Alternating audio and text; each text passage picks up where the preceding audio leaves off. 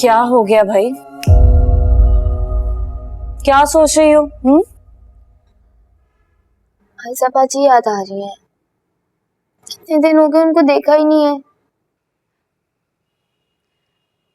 तो तुम क्यों परेशान हो रही हो? देखना इंशाल्लाह वो जल्दी हमारे साथ वापस होगी। क्यों झूठी उम्मीदें दिला रही हैं बाजी? आप जानती हैं इन हालात में वो कभी भी वापस नहीं आएगी। हालात चाहे कैसे भी हो, इंसान को मायूस नहीं होना चाहिए। और हम कुछ नहीं कर सकते तो अच्छे की उम्मीद तो रख ही सकते हैं। हाँ, उम्मीदों के सहारे जिंदगी नहीं गुजारी जाती बाजी। और अब्बू उनसे पहले से ही बहुत खफा थे और रही सही कसर आपके ससुराल वालों ने पूरी कर दी। और इन हालात में तो वो कभी भी यहाँ वापस नहीं आएगी। क्या हो गया हानिया तुम्हें? अपनी टोन देखो। दादी और फूफू काफी नहीं है ऐसी बातें करने के लिए कि तुम भी उनके नक्शे कदम पर चल पड़ी हो। अब इंसान 24 घंटे जिस माहौल में रहेगा उसका असर तो रहेगा ना। और मैं आपकी तरह ना हर वक्त पॉजिटिव नहीं सोच सकती। मुझसे नहीं होता ये सब बर्दाश्त। मैं तंग आ गई हूँ सबसे। मैं उसे अपनी बेटी बना कर रखूं। जी, इस बात का भी यकीन है मुझे। फिजा आपकी बहू है और उसे बहू ही रहना चाहिए। ऐसा जब भी मुमकिन है जब दानिश उसे अपनी बीवी की हैसियत से कबूल करे। देखिए लेक साहब, दानिश मेरा बेटा है और मैं उसे बहुत अच्छी तरह जानता हूँ। वो लाख जिद्दी सही लेकिन सच से कभी मुंह मोड़ नहीं सकता। थोड़ा वक्त लग सकता है। अब इसीलिए मैं आपसे अर्ज कर रहा था कि अगर आप फिजा को हमारे साथ भेज देंगे तो अगर इन हालात में फिजा और वो साथ साथ रहेंगे तो उनकी आपस में अंडरस्टैंडिंग डेवलप होने में ज्यादा वक्त नहीं लगेगा। आप दानिश के बाप हैं और मैं फिजा का बाप। बेटी के पैदा होते ही बाप के दिल में सैकड़ों वसवसे और खदशे जन्म लेने लगते हैं। बीवी की हैसियत ससुराल में शौहर के दम से होती है, वरना वो ससुराल और मैके के दरमियान डोलती रहती है। इन हालात में मैं अपनी बेटी को आपके साथ भेज तो दूं, मगर मेरा दिल तो मुतमईन नहीं होगा ना। तो बुरा ना मानिएगा अकरम साहब। फिजा आपके घर में जब ही जाएगी जब दानिश उसे खुद लेने के लिए आएगी, वरना यह बात मुझे कहते हुए अच्छा नहीं लगता। फिर भी याद रखिएगा कि मेरी बेटी मुझ पर बोझ नहीं है।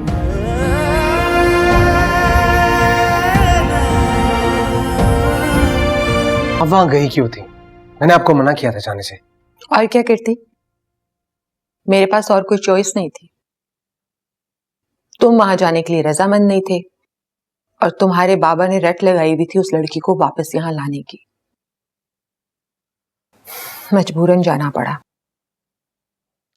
वरना तो वो हमें घर से निकलने के लिए कह ही चुके थे। हाँ तो चले जाते यहां से, ब्लैकमेल तो ना होते। बेवकूफी की बातें मत किया करो। एक लड़की के लिए हम अपना घर क्यों छोड़ेंगे? अब वैसे भी मेरा ख्याल है कि मैंने अच्छा ही किया उनके साथ जाके।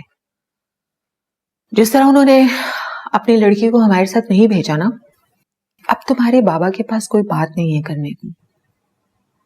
और मेरा नहीं ख्याल कि वो दोबारा इस टॉपिक पर कुछ कहेंगे। मालिक, इतनी परमानेंट सोल्यूशन तो नहीं है।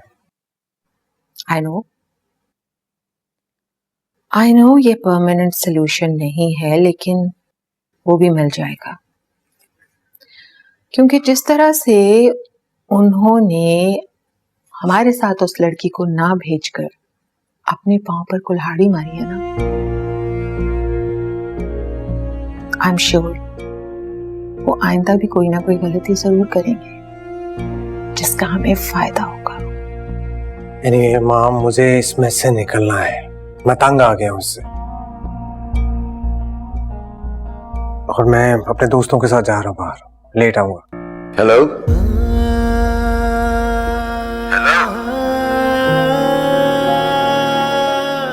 हेलो, अरे भाई कौन है? बोल क्यों नहीं रहा? अब्बू वो मेरी दोस्त का फोन है।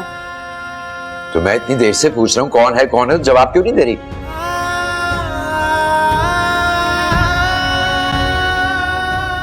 हेलो।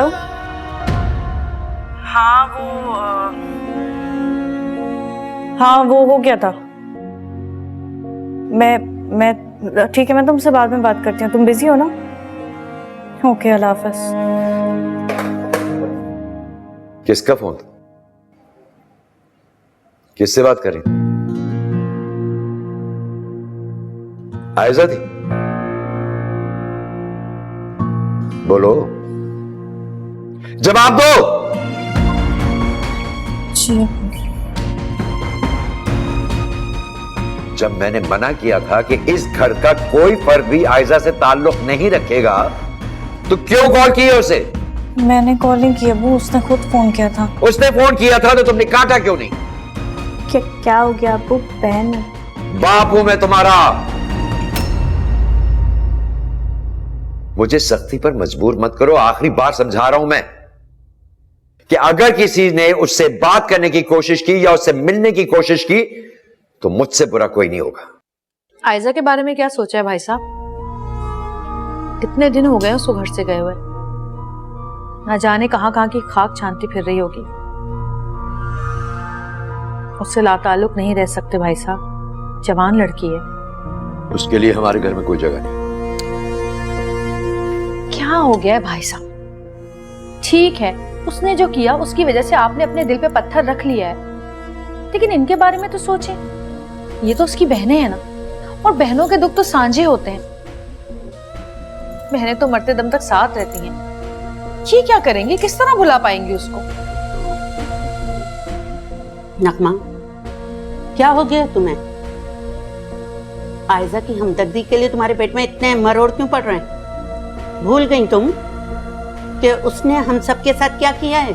मैं तो नहीं भूली अम्मा कि किस तरह उस लड़की ने हमारी नाक कटवाई, लेकिन इस घर के बाकी लोग भूल गए हैं, इसीलिए उसे छुप छुप कर मिलने जाते हैं।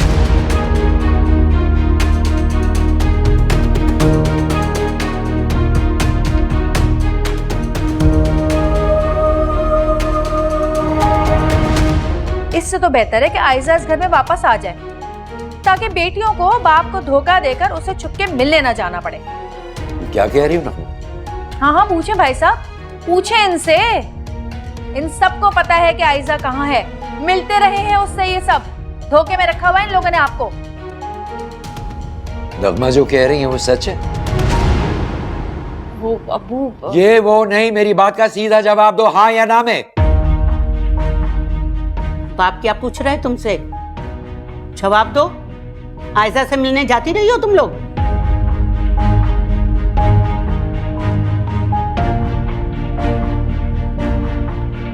जी।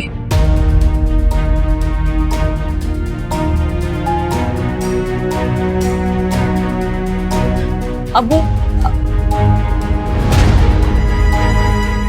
तुम लोग आखिर चाहती क्या हो? उसका जीना हराम कर दिया है तुमने। आयजा ने कम अजियत दी है उसे, जो अब तुम दुख देने के पीछे पड़ी हो।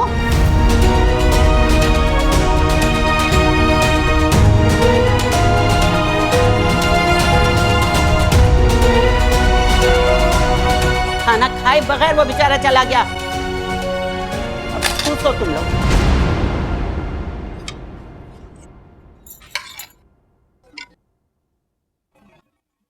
नमक जरा कम है, थोड़ा छिड़कना पड़ेगा। हाँ, उससे गलती जरूर हुई है कि वो अपनी शादी के दिन साथ से मिलने चली गई थी, लेकिन वो फौरन वापस भी आ गई थी। अभी बस बदकिस्मती ये है कि उसके आने तक मेरा और दानिश का निकाह हो चुका था, और उसे वहां देखकर मजीद कोई हंगामा ना हो, इसलिए फारूक मामू से अपने घर लेगा और वहीं है वो। क्या क्या कहा तुमने? आयजा फारूक के घर में? यानी वो भी मिला हुआ है तुम्हारे साथ, और तुम सब मिलकर मेरे साथ ड्रामा करती रही हो। ऐसा नहीं है अब्बू, हम तो बस आपका गुस्सा ठंडा होने का इंतजार कर रहे थे। नहीं ठंडा होगा मेरा गुस्सा, जिसकी वजह से मेरी इतनी बदनामी हुई है मैं नहीं भूल सकता। नहीं अब्बू, ऐसा मत करें। अब्बू वो बहुत शर्मिंदा है, बेचारी हर वक्त रोती रहती है, प्लीज एक बार उसे माफ कर देना। माफ कर तुमसे? हरगिज नहीं। जिस लड़की ने अपने बाप की इज्जत चौक पे रख के नीलाम कर दी हो, वो लड़की किसी हमदर्दी के लायक नहीं है। और तुम सब भी मेरी बात कान खोल कर सुन लो। तुम में से अगर किसी ने उससे कोई ताल्लुक वास्ता रखा, मेरा मरा मुंह देखेगा।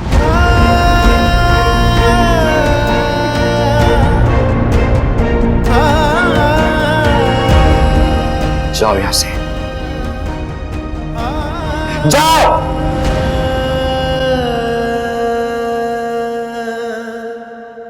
फारूक दरवाजा तोड़ दे। आयजा, आयजा, फारूक, आयजा, क्यों? आयजा, आयजा, आयजा क्यों खोल? आयजा, गोलियां खा ली। ओ नहीं, फारूक, फारूक से मुझे जान निकाला। आयजा, आयजा, फोन करे ना जल्दी, जल्दी फोन करे, जल्दी करे ना फारूक। नन्ना भाई, नन्ना भाई जल्दी।